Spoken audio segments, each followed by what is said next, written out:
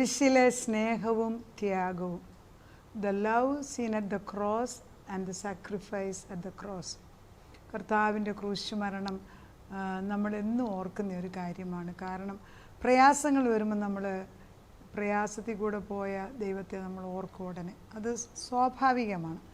നമ്മൾ ജീവിച്ചിരിക്കുന്ന കാലത്ത് ദൈവം നമുക്ക് വേണ്ടി ചെയ്തു തന്നിരിക്കുന്ന നന്മകൾ ഓർക്കണമെങ്കിൽ ക്രൂശ് മരണത്തോടുകൂടി നമ്മളെ വീണ്ടെടുക്കുകയാണെന്നുള്ള ബോധം നമുക്ക് വരികയാണ്. അപ്പോൾ എത്ര പ്രയാസത്തിൽ കൂടെ പോയാലും എത്ര കഷ്ടത്തിൽ കൂടെ പോയാലും ആ കഷ്ടത്തിനകത്തെല്ലാം ഉത്തരം തരുന്ന ഒരാൾ നമ്മുടെ മുമ്പിൽ വന്ന് നിൽക്കുകയാണ്. കാരണം he took the cross for us.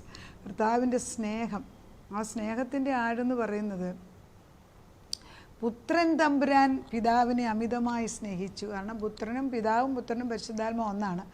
3 personalities ഒരുപോലെ, 3 ദൈവം ഒരുപോലെ നിൽക്കുകയാണ്.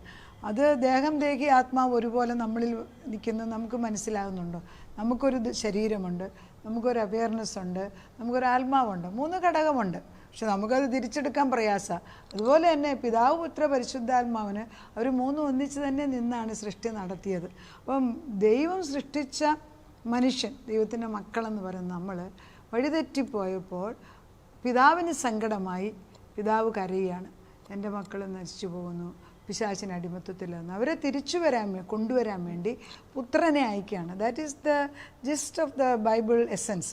അപ്പോൾ അതിനകത്ത് ഒരാളുടെ യാഗം, അതായത് പാപയാഗം, ഹനനയാഗം, ഭോജനയാഗം, ഹോമയാഗം, ഇങ്ങനെ പല യാഗങ്ങൾ പഴയ നിയമത്തിൽ വായിക്കുന്നുണ്ട്. ഈ യാഗങ്ങളെല്ലാം ഓരോ പ്രശ്നങ്ങൾ പരിഹരിക്കാൻ വേണ്ടി ചെയ്തു വെച്ചാണ്. നമ്മൾ മനസ്സിലാക്കേണ്ടത് രക്തം ചൊരിഞ്ഞിട്ടല്ലാതെ വിമോചനമില്ല. ഒരു മനുഷ്യൻ്റെ ജീവൻ, ഏതൊരു മനുഷ്യൻ്റെയും മൃഗങ്ങളുടെയും, അതിൻ്റെ രക്തത്തിലല്ലോ എന്ന് പഴയ നിയമത്തിൽ പറയുന്നുണ്ട്. അപ്പോൾ രക്തത്തിനകത്താണ് ജീവനുണ്ട് എങ്കിൽ എന്നെ വീണ്ടെടുക്കണമെങ്കിൽ രക്തം കൊടുത്തിട്ട് വേണം എന്നെ വാങ്ങിക്കാൻ. എന്താണ് ഈ ജീവൻ നഷ്ടപ്പെട്ടത്? പാപം ചെയ്തപ്പോൾ എൻ്റെ ജീവനാണ്, എൻ്റെ ആത്മാവിൻ്റെ ജീവനാണ് നഷ്ടപ്പെട്ടത്.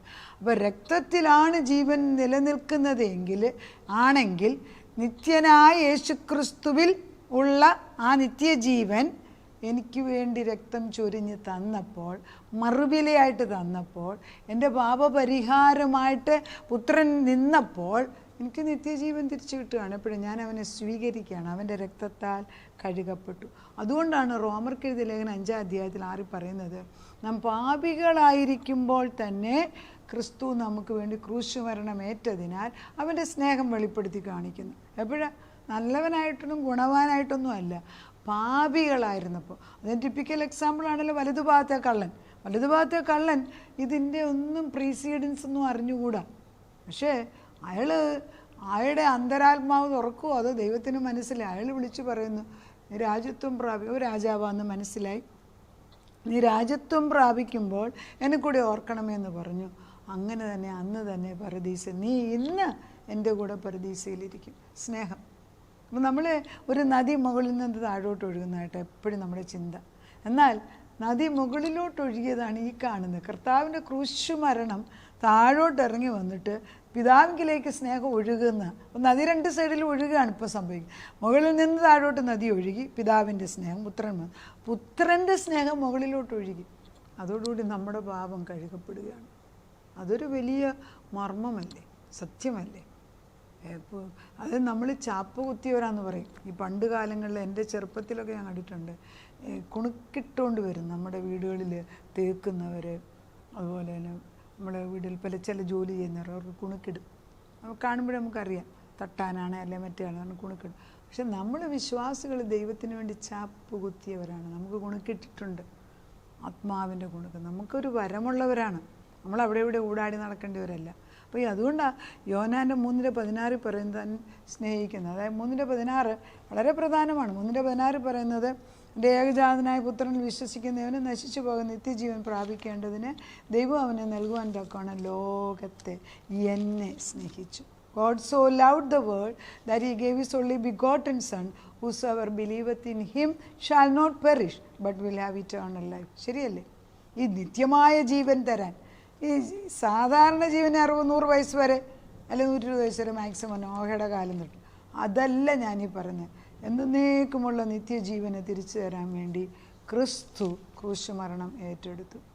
വേറൊന്നും പഠിപ്പിക്കണ്ട നീ. ഒത്തിരി പഠിപ്പിച്ച് അത് ബുദ്ധി കൂടിപ്പോയിട്ട് പിള്ളേർക്ക് ഇപ്പം എന്താ ചെയ്യേണ്ടതെന്ന് അറിയത്തില്ല. സഹിഷ്ണുതയില്ലാതായിരിക്കുക, ദൈവം ചെയ്ത ത്യാഗത്തിന് വിലയില്ലാതാക്കി വെച്ചിരിക്കുക, ദൈവസ്നേഹം എന്തെന്ന് മനസ്സിലാകുന്നില്ല. അപ്പനും അമ്മയും കഷ്ടപ്പെട്ട് മക്കളെ വളർത്തിയത് എന്താണെന്ന് അവർക്ക്, മക്കൾ അപ്പനും അമ്മയ്ക്ക് വേണ്ടി എന്തുമാത്രം ത്യാഗം സഹിക്കുന്ന അവരും മനസ്സിലാക്കുന്നില്ല. അങ്ങോട്ടും ഇങ്ങോട്ടും ഇതൊരു രണ്ട് സൈഡാണ്, ഒരു സൈഡ് തന്നെയല്ല.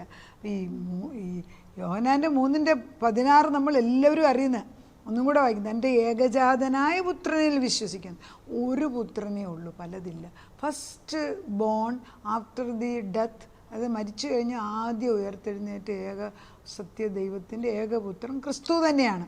ഇത് സത്യങ്ങളാണ് ഈ വിളിച്ചു പറയുന്നത്. തൻ്റെ ഏകജാതനായ പുത്രൻ വിശ്വസിക്കുന്ന ഏവനും നശിച്ചു പോകാതെ നിത്യജീവൻ പ്രാപിക്കേണ്ടതിന് ദൈവം അവനെ നൽകുവാൻ തക്കവണ്ണം ലോകത്തെ സ്നേഹിച്ചു, എന്നെ സ്നേഹിച്ചു.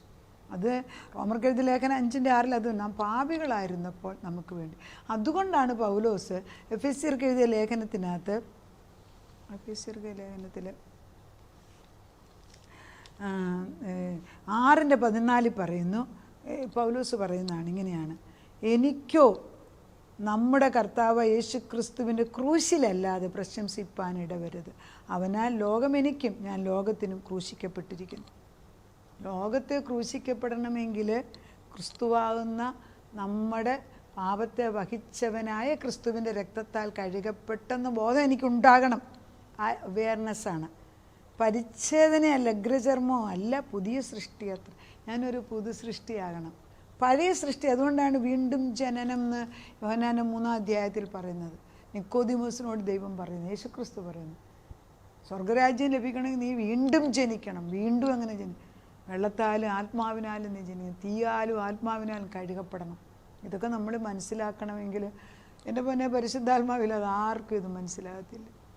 നമ്മൾ അരച്ച് തേച്ച് സ്വർണ്ണമാക്കി കൊടുത്താൽ ഇത് ആർക്കും മനസ്സിലാകില്ല. കർത്താവിൻ്റെ പരിശുദ്ധാത്മാവ് വരുമ്പം വളരെ സിമ്പിൾ. ഈ ഡൗട്ട്സും ക്വസ്റ്റ്യൻസും എല്ലാം ആത്മാവില്ലാത്തതിൻ്റെ ഒരു ലക്ഷണമാണ്. നമുക്ക് ഡൗട്ട് വരുമ്പോൾ ചോദിക്കാം, അതിന് കുഴപ്പമൊന്നുമില്ല. വിനയപ്പെട്ട് ചോദിക്കുമ്പോൾ ഉത്തരം തരും. പക്ഷെ 2 തരത്തിലുള്ള ചോദ്യമുണ്ട്. എനിക്കെല്ലാം അറിയാവുന്നുള്ളൊരു ചോദ്യം, വിനയപ്പെട്ട് ചോദിക്കുന്നത്. നമ്മൾ യെശയ്യാ 63:2 ഇങ്ങനെയൊരു വാക്യമുണ്ട്. 63:2 ആരാണ് നമ്മുടെ പാപത്തെ, ഈ മനുഷ്യ സ്വഭാവം, മനുഷ്യനെ ഒന്ന് വിട്ടു നോക്കിക്കേ, മനുഷ്യനെ സ്വയമായി അവൻ കാണിക്കാൻ വയ്യാത്ത ദുഷ്ടതയ്ക്ക് അതിരില്ല. ഒരു റെയിൻസ് അല്ലെങ്കിൽ കുതിരയ്ക്കൊരു കടിഞ്ഞാണിടുന്നത് പോലെ ഇടാതെ വിടുന്ന ഒരു മനുഷ്യൻ നാശമേ വിതയ്ക്കത്തുള്ളൂ. 63:2 ഇങ്ങനെ വായിക്കുന്നത്, നിൻ്റെ ഉടുപ്പ്, യെശയ്യാ 63:2, നിൻ്റെ ഉടുപ്പ് ചുവന്നിരിക്കുന്നത് എന്ത്? നിൻ്റെ വസ്ത്രം മുന്തിരിച്ചക്ക് ചവിട്ടുന്നവൻ്റേതുപോലെ ഇരിക്കുന്നതെന്ത്? ഞാൻ ഏകനായി മുന്തിരിച്ചൊക്കെ ചവിട്ടി, ജാതികളിൽ ആരും എന്നോടുകൂടെ ഉണ്ടായിരുന്നില്ല. എൻ്റെ കോപത്തിൽ ഞാൻ അവരെ ചവിട്ടി, എൻ്റെ ക്രോധത്തിൽ അവരെ മെതിച്ചു കളഞ്ഞു. അവരുടെ രക്തം എൻ്റെ വസ്ത്രത്തിൽ തെറിച്ചു, എൻ്റെ ഉടുപ്പൊക്കെയും മലിനമായിരുന്നു. ഞാൻ ഒരു പ്രതികാര ദിവസം കരുതിയിരുന്നു, എൻ്റെ വിമുക്തന്മാരുടെ സംവത്സരം വന്നിരുന്നു. ഞാൻ നോക്കിയെങ്കിലും സഹായിപ്പാൻ ആരുമില്ലായിരുന്നു, ഞാൻ വിസ്മയിച്ചു നോക്കിയെങ്കിലും തുണപ്പാൻ ആരെയും കണ്ടില്ല. അതുകൊണ്ട് എൻ്റെ ഭുജം തന്നെ എനിക്ക് രക്ഷ വരുത്തി, എൻ്റെ ക്രോധം തന്നെ എനിക്ക് തുണ നിന്നു. അത്രയും മതി, ഇവിടെ വെച്ച് നിർത്താം. അത്രയും മർമ്മം. അതായത് ഈ കർത്താവിൻ്റെ വസ്ത്രം, വെള്ള വസ്ത്രം ചുമന്ന നിറത്തില്ല. എന്തുകൊണ്ടാണ് ഇത് ചുമപ്പായ എന്നൊരു ചോദ്യമാണ്. ഈ മുന്തിരിച്ചക്ക എന്ന് പറയുന്നത് മുന്തിരിയിൽ നിന്ന് വൈൻ എടുക്കാനാണ്. പക്ഷെ നല്ലതിനെയും തീയതിനെയും തിരഞ്ഞെടുക്കാൻ നേരത്തെ ഒരു ചവിട്ടിമതി ഉണ്ട് അവിടെ. യേശുക്രിസ്തു പറഞ്ഞു, എനിക്ക് എൻ്റെ കൂടെ ചവിട്ടി മെതിക്കാൻ ദുഷ്ടനുമായി ആരും എൻ്റെ കൂടെ നിന്നില്ല, എൻ്റെ ജനതയെ രക്ഷിക്കാൻ ആരും എൻ്റെ കൂടെ നിന്നില്ല. ഞാൻ ഒരുവനായിട്ട് വന്ന് ജയമെടുത്തു, ജയവീരാളിയായിട്ട്. വേറൊരാൾക്കത് ചെയ്യാനൊക്കത്തില്ല. ഈ സത്യങ്ങൾ, ഈ പരമമായ സത്യങ്ങൾ നമ്മുടെ ഉള്ളിൽ വരുമ്പം നമ്മളെങ്ങനെ ഇത് പറയാതിരിക്കും? അതാണ് കാരണം. നമുക്ക് വേണ്ടപ്പെട്ട ഒരാളെ ജീവൻ്റെ വഴിയിൽ നിന്ന് നാശത്തിലേക്ക് പോകുമ്പോൾ നമുക്കവരെ പോയി പിടിച്ചു നിർത്തണമെന്ന് ആഗ്രഹമുണ്ട്. പക്ഷെ നമുക്കൊക്കത്തില്ല. ദേറിന് ഡിഫറെൻ്റ് റെലം. നമ്മൾ പറയുന്നവരുടെ തലയിൽ കയറത്തില്ല. അല്ലെ പറഞ്ഞു നോക്ക്, ഈ പിശാച് ബാധ പിടിച്ചവരോട് ആ ടൈമിൽ അവരെന്താ പറയുന്നത്? അവർക്കൊരു ബോധമില്ല. അതുപോലെ ഡിപ്രഷനുള്ളവരോട് ഒത്തിരി അവർക്കൊന്നും മനസ്സിലാകത്തില്ല. അന്നേരം വികാരത്തിൽ മാത്രമാണ്. പക്ഷെ ഇത് പ്രവർത്തിക്കണേ പോലും പരിശുദ്ധാത്മാവാണ്. വീണ്ടും ജനിച്ചവന് വേണ്ടിയാണ് ഈ ദൂതുകൾ വരുന്നത്. ഇപ്പം നീ വീണ്ടും ജനിക്കണം. ഈ അതായത് അകൃത്യയാഗം. ഈ യെശയ്യാ 53:10 പറയുന്നുണ്ട്, ക്രിസ്തു നമ്മുടെ ഒക്കെ വേണ്ടി അകൃത്യയാഗമാക്കി. എന്തുകൊണ്ട്? അവൻ എൻ്റെ പാപങ്ങൾക്ക് വേണ്ടി അകൃത്യയാഗമായി മാറിയതിനാൽ നീ സന്തതിയെ കാണുമെന്ന്. നമ്മുടെയൊക്കെ സന്തതികളെ വീണ്ടെടുക്കുന്നത് ക്രിസ്തു മൂലമാണ്, വേറൊന്നുമല്ല. നമ്മൾ പണം കൂട്ടി വെച്ചുകൊണ്ട് കുറേ നേർച്ച കഴിക്കുന്നതുകൊണ്ടൊന്നും അല്ല. കർത്താവിൻ്റെ രക്തം നമ്മൾ പൂശുവാണ്. അവൻ്റെ രക്തം നമ്മുടെ കുഞ്ഞുങ്ങളുടെ മേൽ, ഭർത്താക്കന്മാരുടെ മക്കളുടെ മേൽ, മരുമക്കളുടെ മേൽ, കൊച്ചുമക്കളുടെ മേൽ പൂശുകയാണ്. അത് പറയുമ്പോൾ സംഭവിക്കും. ബിക്കോസ് വചനം അയക്കുമ്പോൾ വചനം അത് ചെയ്തെടുക്കുകയാണല്ലോ. അതാണല്ലോ ഏറ്റവും വലിയ ഭാഗ്യം. നമുക്കിതൊന്നും അറിയത്തെങ്കിലെങ്കിലും കർത്താവ് പറയുന്നത് ഈ കർത്താവ് ഉടമ്പടിയുടെ ഉടമസ്ഥനാണ്. ഉടമ്പടിയുടെ ഉടമസ്ഥനും ഉടമ്പടി പൂർത്തീകരിക്കുന്നതിന് യേശു. യാഗവസ്തുവും യാഗബലിയും ഒരുവൻ തന്നെ. അത് യാഗബലി നടത്തുന്ന കുരിശേൽ യാഗവസ്തുവായി ക്രൂശേൽ യേശുക്രിസ്തു തന്നെ കയറിയപ്പം ഉടമ്പടി പൂർത്തിയാക്കി. ഉടമ്പടി എഴുതിയവനും ഉടമ്പടി പൂർത്തീകരിക്കുന്നവനും ഒരുവൻ തന്നെ. അതൊന്നും നമുക്ക് ചെയ്യാനോ. അതുകൊണ്ടാണ് അബ്രഹാം ഇസഹാക്കിനെ ബലി കഴിക്കാൻ നേരത്ത് അബ്രഹാമിനെ ഉറക്കിയത്. കാരണം അബ്രഹാം ഉണർന്നിട്ട് ഒരു കാര്യമില്ല. തീ കൂടെ പോകുമ്പോൾ അബ്രഹാം വെന്തു പോകും. അതുകൊണ്ട് മാറ്റി നിർത്തിവെച്ച് തീ ഇറക്കി, ആടിൻ്റെ നടുക്കൂടെ പോയി തീ ഇറക്കി യാഗം പൂർത്തീകരിച്ചു. അതിന് പകരം യേശു ക്രിസ്തു അന്ന് പിതാവാം ദൈവം, പുത്രനും പരിശുദ്ധാത്മാവും അന്നൊരു കുഞ്ഞാടിനെ കൊടുത്തു. പക്ഷേ ഇന്ന് ക്രിസ്തു കയറിയപ്പോൾ വേറൊരു ആടില്ലായിരുന്നു, യേശു ക്രിസ്തു തന്നെ.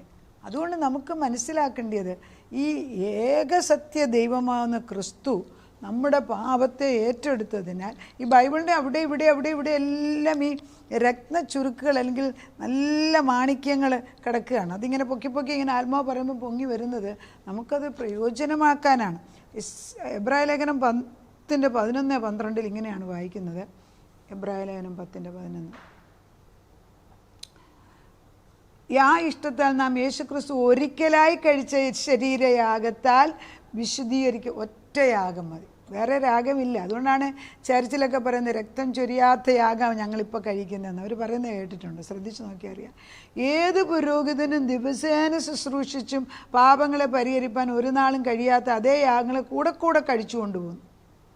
യേശുവോ പാപങ്ങൾക്ക് വേണ്ടി ഏകയാഗം കഴിച്ചിട്ട് പാപങ്ങൾക്ക് വേണ്ടി, പാപയാഗത്തിന് വേണ്ടി ഒറ്റയാഗം ഏകയാഗം കഴിച്ചിട്ട് എന്നേക്കും ദൈവത്തിൻ്റെ വലതുഭാഗത്ത് ഇരുന്നു കൊണ്ട് തൻ്റെ ശത്രുക്കളെ തൻ്റെ പാദപീഠമാക്കുവോളം കാത്തിരിക്കുന്നു. ഏകയാഗത്താൽ അവൻ പെടുന്നവർക്ക് സദാകാലത്തേക്കും സദ്ഗുണപൂർത്തി വരുത്തിയിരിക്കുന്നു. എന്നേക്കുമായിട്ട് he has done the work. അതാണ് ആ ഒരു സത്യം മനസ്സിലാക്കുകയാണെങ്കിൽ കർത്താവിൻ്റെ സ്നേഹത്തിൻ്റെ ആഴം കൊണ്ടാണ്, പിതാവിനോടുള്ള സ്നേഹം കൊണ്ടാണ് പുത്രൻ തമ്പുരാൻ വന്നത്. പിതാവിന് നമ്മളോടുള്ള സ്നേഹം കൊണ്ടാണ് ക്രിസ്തു മൂത്ത സഹോദരനായിട്ട് നിന്ന് യാഗവസ്തുവായി മാറി. അവൻ്റെ രക്തത്തെ നമ്മളെ വീണ്ടെടുത്തു. അപ്പം പിതാവിൻ്റെ സ്നേഹം നമ്മളിലേക്ക് ഒഴുകുന്നു. ക്രിസ്തു പറയുന്നു തൻ്റെ പരിശുദ്ധാത്മാവിനെ നമുക്ക് തന്നിരിക്കുന്നു എന്ന്. പിന്നെ നമ്മളെങ്ങനെ നഷ്ടപ്പെടും? നഷ്ടപ്പെടാനൊക്കെ ഇതില്ലല്ലോ. ക്രിസ്തുവിൻ്റെ സ്നേഹവും ത്യാഗവും. സ്നേഹമുള്ളിടത്ത് ത്യാഗമുണ്ട്, ത്യാഗമുള്ളിടത്ത് യാഗമുണ്ട്. ഇതെല്ലാം ഒന്നിച്ചു പോവുകയാണ്. ഇതെല്ലാം ക്രൂശ് മരണത്തിൽ നടന്നു.